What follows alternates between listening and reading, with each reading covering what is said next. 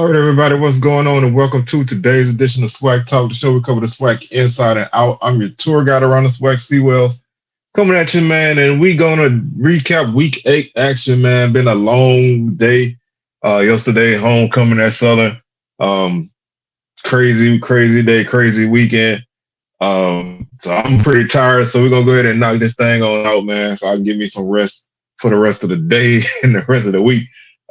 But with that being said, man, our week 9 pick'em is up right now. The link is active and is on my Twitter account in a pinned tweet. Swag Talk 76 is the Twitter. Or you can find it on the Instagram and Facebook, which are both Swag Talk. Right now, it's a pretty close race, man. The top two right now are the big soldier, Jamie G, with 47 points, and Kai Law with 46 points. So it's tight, man. And we've got a couple of people tied with 45 points. So it's a pretty tight race as we go into week 9. Now, week 8 kicked everybody's butt. I don't think we had more than one person got more than 2 right. I don't think anybody got 3 right this week, and I know that nobody got all 4 right. So this week was rough for everybody, but you're still in it. Week 9 got 6 games on the schedule, so you got more chances to gather some points. And at the end of the season, after the Celebration Bowl, the person with the most points will be crowned the winner. And we're working on getting you a championship belt personalized with your name on it as a prize for winning the contest. So if you still want to get in, man, you can still get in and play and have some fun. Also, don't forget to like the video, comment, and share your thoughts on this video and the action in week 8. Who's looking okay now? Who's the surprise team? Who's the disappointment? All of that. Don't forget to subscribe to the channel as well and hit the notification bell to be alerted to any videos that we drop.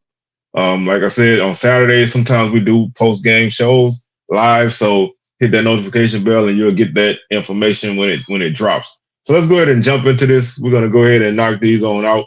The first game we had was our game of the week, WEAK. Bethune-Cookman and Valley. This was a battle, man, but Bethune-Cookman pulled it out 20-10. I thought this game might have more points in it because neither defense was that good, but the defenses were able to hold the offenses. I guess when your offense is not really good, don't matter what defense you play, you tend to still, make the same mistakes.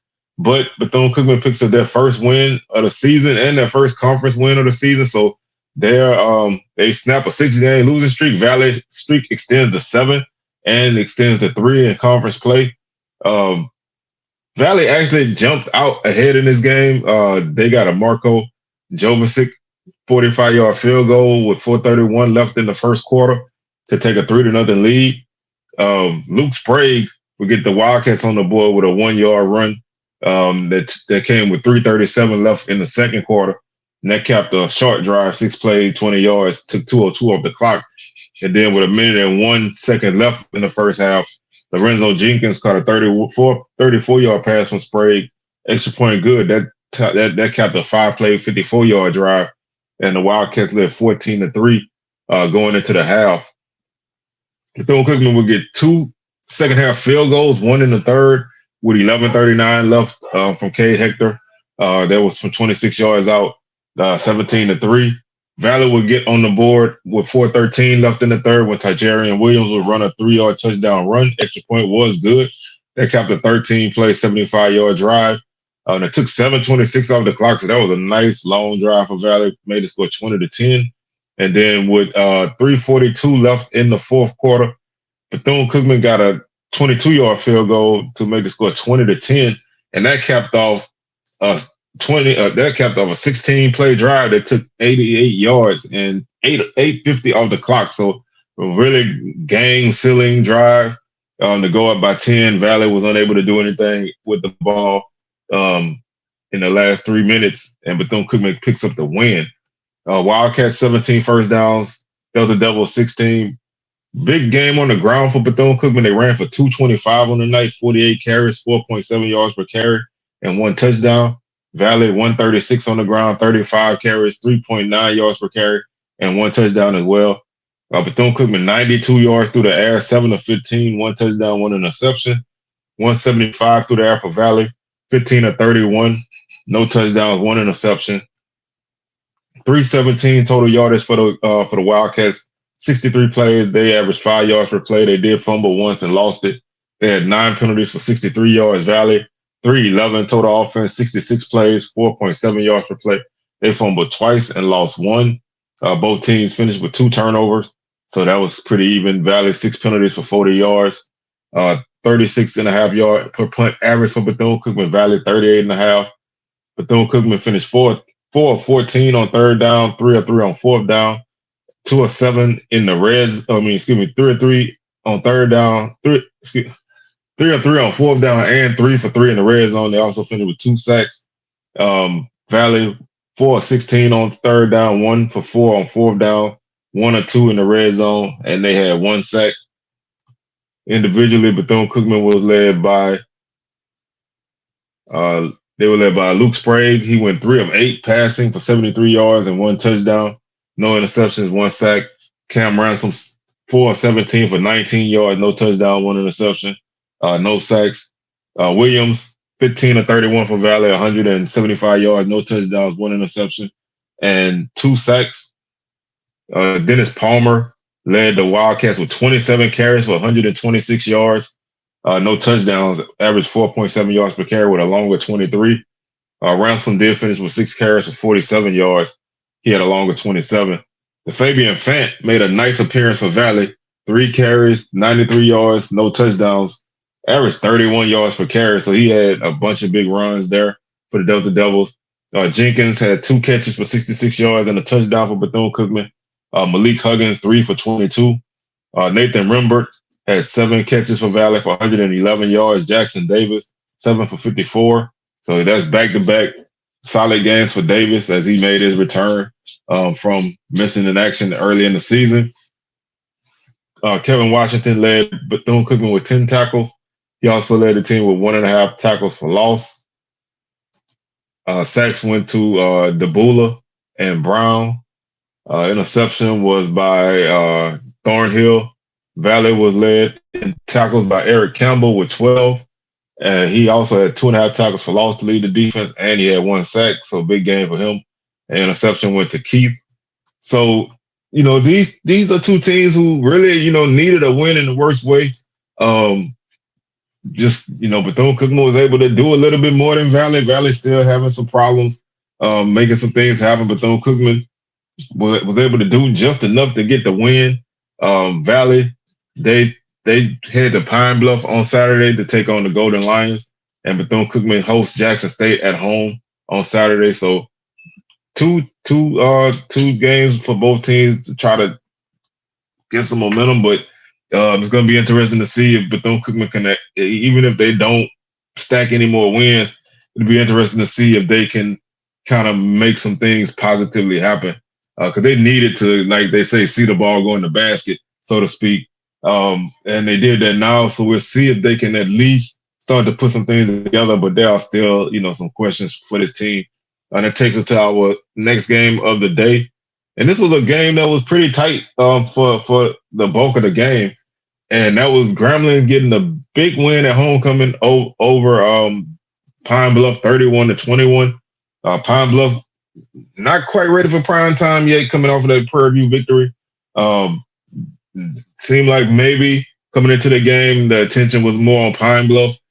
Grambling, kind of struggling a little bit. They were in a do-or-die situation. They lose this game, they would have dropped the 0-3 in conference and really been in a really tough bind to get out of. But they did pick up their first conference win and 4th win on the season. Going 4-3 right now, 1-2 in conference. Pine Bluff drops to 2-5 and 1-2 in conference. So Pine Bluff not quite there yet, but they still are that team that, if you don't come to play and you make a lot of mistakes, they do have the ability to make some things happen. And if you make them, you make enough mistakes and you give up a couple of big plays, you might find yourself in a tight game with these guys. But Grambling was able to basically battle through this game and pull out the win. Trey Bradford got Grambling on the board first with a 7-yard touchdown run that came with 9 minutes left in the first quarter. Grambling led 7-0. Makai Higgins would throw his first touchdown pass of the day to Jackson Isaac from 2 yards out. Extra point was good. That was an immediate answer to the Grambling touchdown.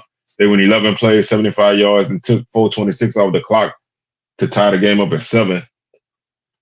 With 10:29 left in the second quarter, Reed Harradine kicked a 48-yard field goal for Grambling to put the Tigers up 10-7. And then Catravion Hargrove will get a 15-yard touchdown run with 8:41 left in the third to put Grambling up 17-7. So halftime score was 10-7. Grambling would get their first score in the third quarter to go up 17-7. Higgins would get a 1-yard run for Pine Bluff to pull within 17-14.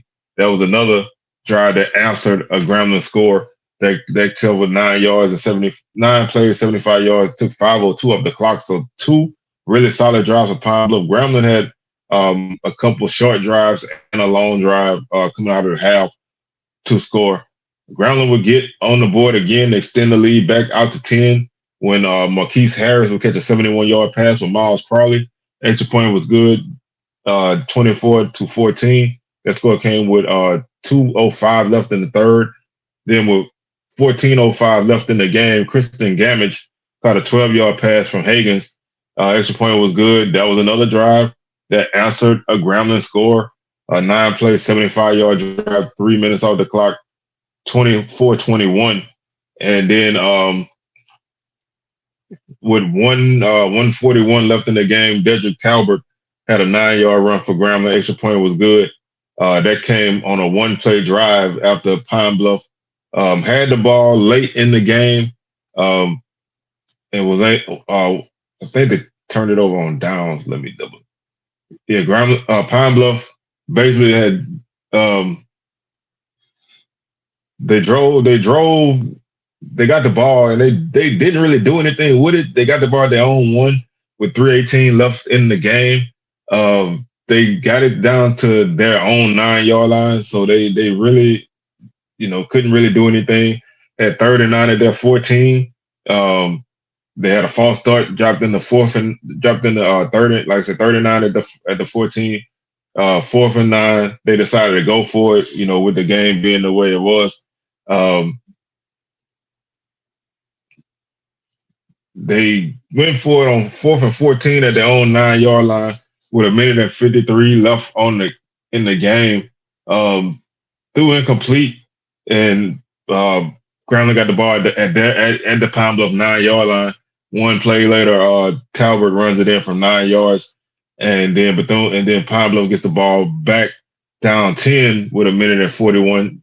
Down 10 with 1:41 seconds left in the game, and was unable to do anything. They drove down to their own 46 before Higgins threw an interception, and Grambling was able to run out the clock. So Pine Bluff did have an opportunity to do something, and they made a tough decision to go for it at their own 9. It didn't get it. Grambling punched it in and sealed the game. 24 first downs for Pine Bluff, 13 for Grambling. 102 yards rushing for Pine Bluff, as they still have some problems running the ball. 35 carries, 2.9 yards per carry, 1 touchdown. Grambling 135 on the ground, 25 carries, 5.4 yards per carry, and 3 touchdowns. I really thought that Grambling would have a stronger game running the ball against the Pine Bluff defense that couldn't stop the run really, but they were efficient with their running. They didn't run it a lot, and they did have a nice yard per carry average, so they were pretty efficient running the ball. 230 through the air for Pine Bluff, 27-41, 2 touchdowns, 1 interception. Grambling 175 through the air, 18-30. 1 touchdown, no interceptions. 332 yards of total offense for Pine Bluff, 76 plays, 4.4 yards per play. They did fumble once and lost it. They had 4 penalties for 15 yards. Grambling 310 in total offense, 55 plays, 5.6 yards per play. 1 fumble, and they lost it. They had 9 penalties for 105 yards. 27.8 yard average for Pine Bluff, 42-yard average per punt for Grambling. Pine Bluff was 6 of 16 on 3rd down, 1 of 3 on 4th downs. They were 3 of 3 in the red zone. No sacks for their defense. Grambling 5 of 13 on 3rd down, 1 of 1 on 4th down. They were 3 for 3 in the red zone, and they had 4 sacks on the night. Individually, Hagens 27 of 41, 230 yards, two touchdowns, one interception, and 4 sacks. Miles Crawley was 15 of 25, 170 yards, one touchdown, no interception, no sacks. Ashton Fry had three completions, 5 attempts, 5 yards on the night, no touchdown, no interception, no sacks. Weber led Pine Bluff with 15 carries for 93 yards. Hargrove 10 for 75 and a touchdown for Grambling to lead the Tigers. Giovanni Gibson had 6 catches for 84 yards, no touchdowns. So all in all, Grambling kind of held them in check, I guess you can say. I mean, 84 yards is still a solid game for anybody, but a guy that's been going routinely over 100 plus yards, and hold him under that is actually not bad, and keep him out of the end zone is definitely better. Gamage, 5 catches, 54 yards, and one touchdown. Marquise Harris had 1 catch for 71 yards for Grambling. Javon Robinson, 4 for 28. Bradford, 2 for 25. Jaden Kelly led Pine Bluff with 9 tackles. Williams and Kelly each had 1 tackle for loss. The defense only had 2 tackles for loss on the night, so they didn't really do a lot in terms of stopping Grambling. When you look at Grambling's rushing yardage, they lost 4 yards on the night. So Pine Bluff didn't really negatively impact Grambling too much defensively. So Grambling was able to make something happen. Andrew Jones, 12 tackles for Grambling, 4.5 tackles for loss, and a half a sack. That's strong candidate for Defensive Player of the Week right there. He led Grambling with those 4.5 tackles for loss. Horton had 1 sack. Garner had a sack as well. Interception went to David Jones. And this was a nice win for Grambling. This was a win they needed. You don't want to, you already at 0-2 with 2 divisional losses. You didn't really want to drop that third one and put another team in front of you in terms of tiebreakers. So Grambling was able to get this win and really, kind of find a way to stymie Pine Bluff enough. Pine Bluff still has some work to do. They're getting better. They're more competitive this year, but I still think they have some ways to go before they really become a team that that can just really make things really tough for you. So I give them the credit for fighting through this game and staying in it. But it was a game that was really, really tough for them to pick up their win. And Grambling was able to make some things happen and win this game by 10. That takes us to our third game of the day and another homecoming game. And like I said, this game was jam-packed with people. I don't even know how many people on campus. Everybody couldn't even get in the game. It was that sold out. Really great atmosphere. Alcorn, they represented. Southern fans showed up and showed out. It was a great game. Southern used a 10-point fourth quarter to basically win this game. Alcorn scored first in the first quarter when Truck Griffin had a big run for the Braves. He ran a 64-yard touchdown on fourth down to give the Braves a 7-0 lead. Southern would get on the board when Noah Biden would run for 15 yards for a touchdown to tie the game up at 7. Then Biden would complete a 37-yard pass to Travion Brown, and that would give Southern a 14-7 lead.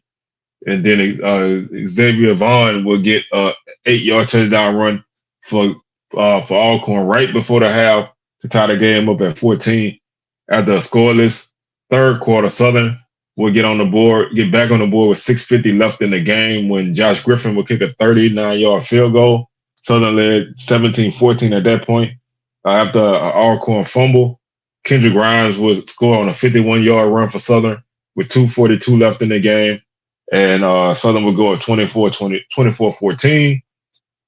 After that, Alcorn would get the ball back. Didn't do anything with it.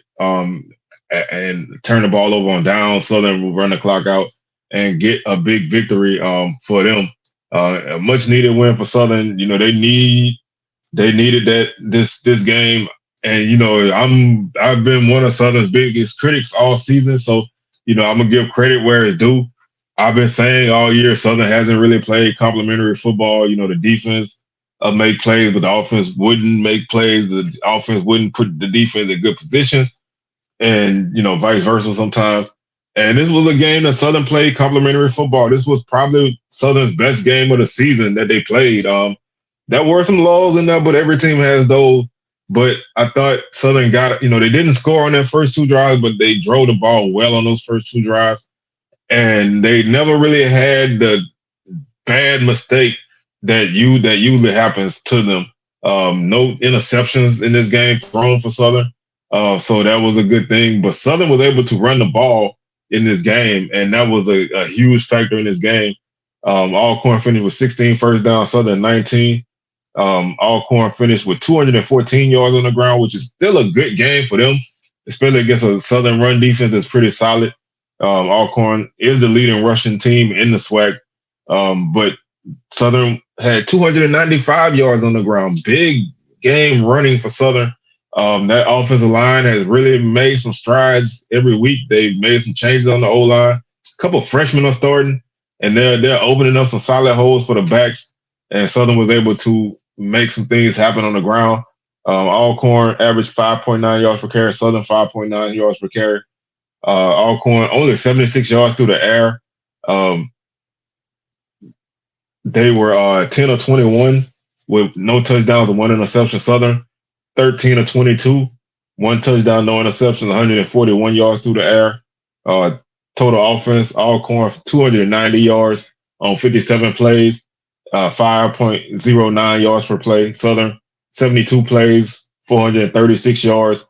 They average 6.06 yards per play. Like I said, Alcorn had 2 fumbles and they lost both of them. Southern had 2 fumbles and they lost 1. Alcorn also threw an interception. Southern averaged 38.3 yards per punt. Alcorn 40.2.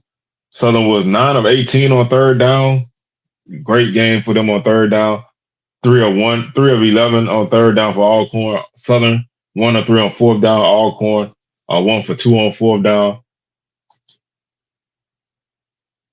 Let's see. When you look at Alcorn, let's see what we are. Xavier Vaughn, like I said, he had 76 yards passing, no touchdowns, 1 interception, Noah Biden, 141 yards through the air, 1 touchdown, no interceptions.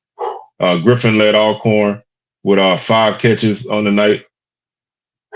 The Travion Brown led Southern with 3 catches for 59 yards. Griffin had 43 yards through the air. Let's see where we are. Griffin also led Alcorn with 4 yards on the ground. Kendrick Grimes 133. Kobe Dillon 91 yards. Vaughn had 55 yards for Alcorn. Sewell had 48.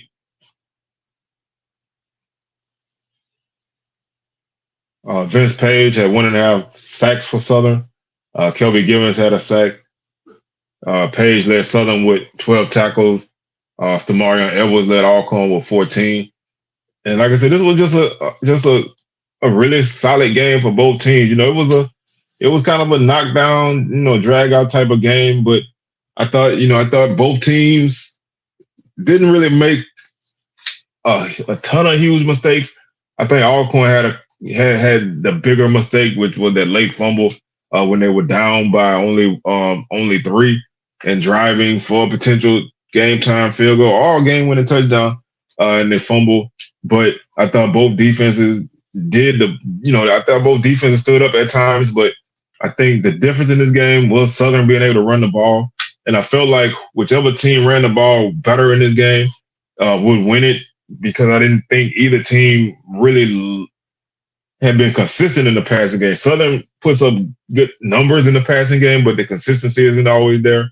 But I think Southern just responded well in this game, and they took care of business, and they got a big SWAC victory. So right now they are.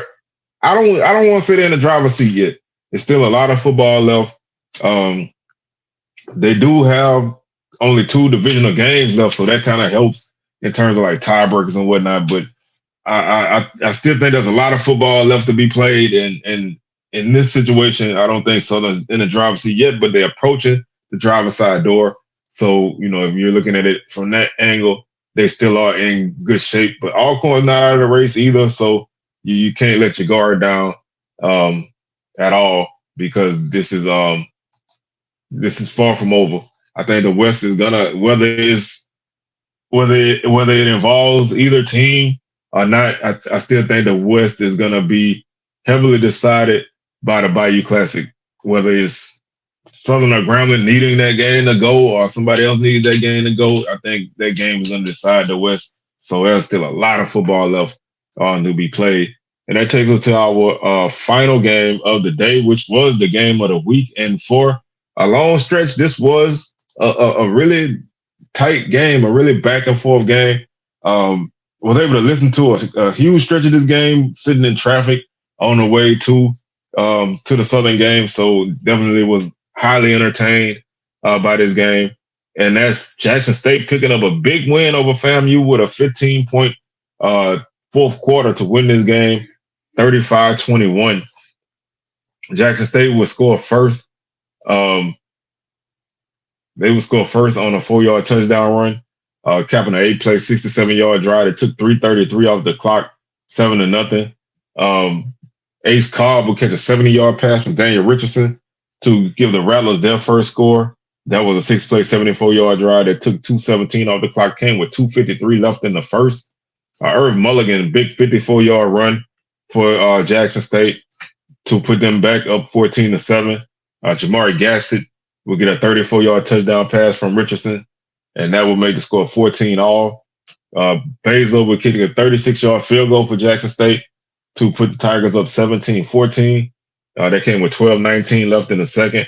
Cobb will catch his second touchdown of the night, this time from 8 yards out again from Richardson, capping a 6-play, 54-yard drive that took 3:24 of the clock. Rattlers would take the lead 21-17, and then with 9 seconds left in the second quarter, Basil would kick a 37-yard field goal to send the Tigers into the half down 21-20. And after that, scoreless third quarter, and then with 3:34 left in the game, JSU would get back. They would get back on the scoreboard with a huge defensive touchdown as FAMU got the ball at FAMU got the ball at their own 33 with 5:13 left in the game, up 21-20, and they would ultimately be facing a 3rd and 9 from their own 34. Richardson would get sacked for a loss of 2 yards by True Thompson. He would fumble. Fumble was picked up by Philip Webb, and he returned it 32 yards for the touchdown. And they would get 2-point conversion by Jacoby and Morgan, and then they would get another score.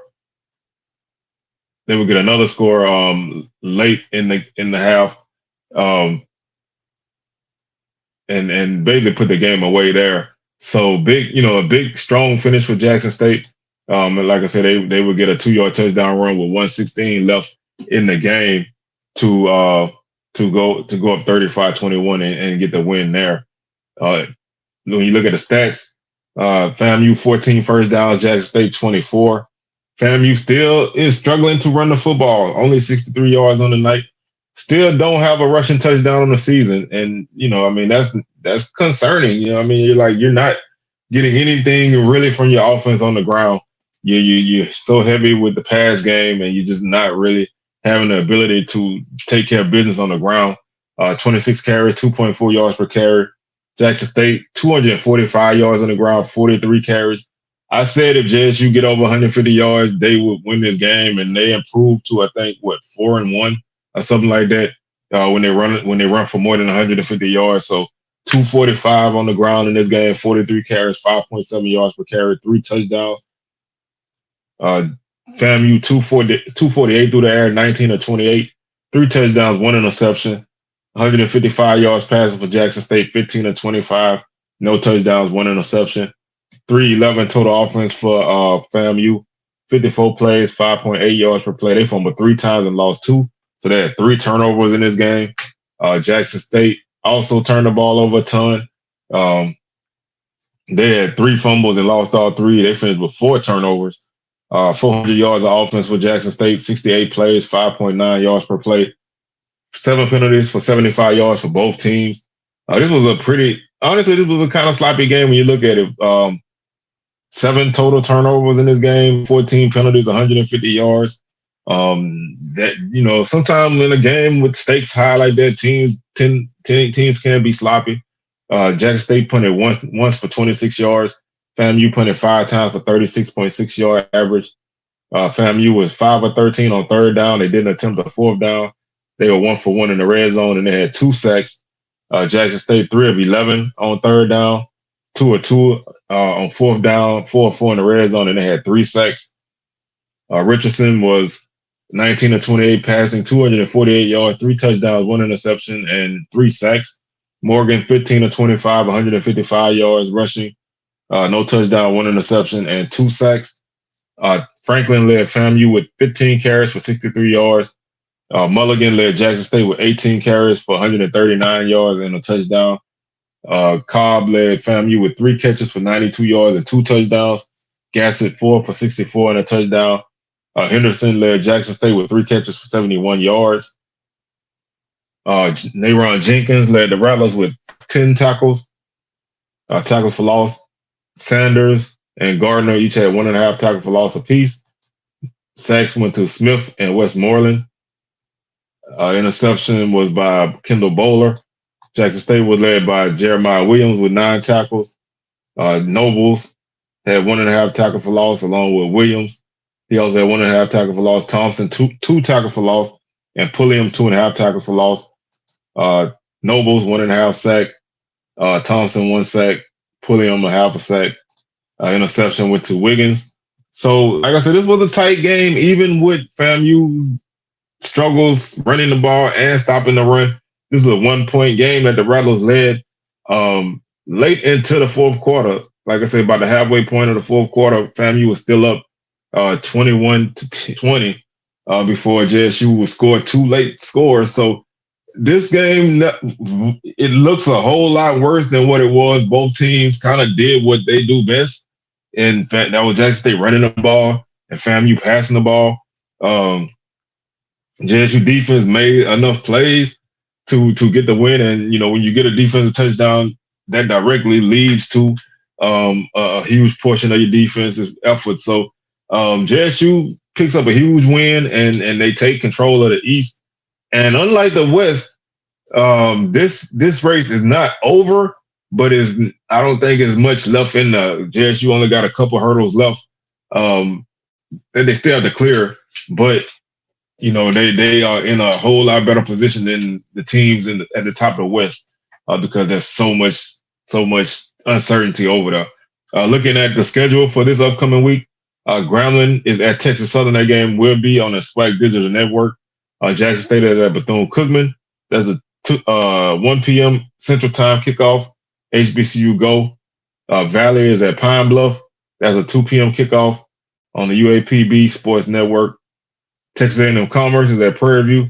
That's a 2 p.m. kick as well. The Magic City Classic is Saturday. Alabama A&M and Alabama State. 2:30 kickoff ESPNU.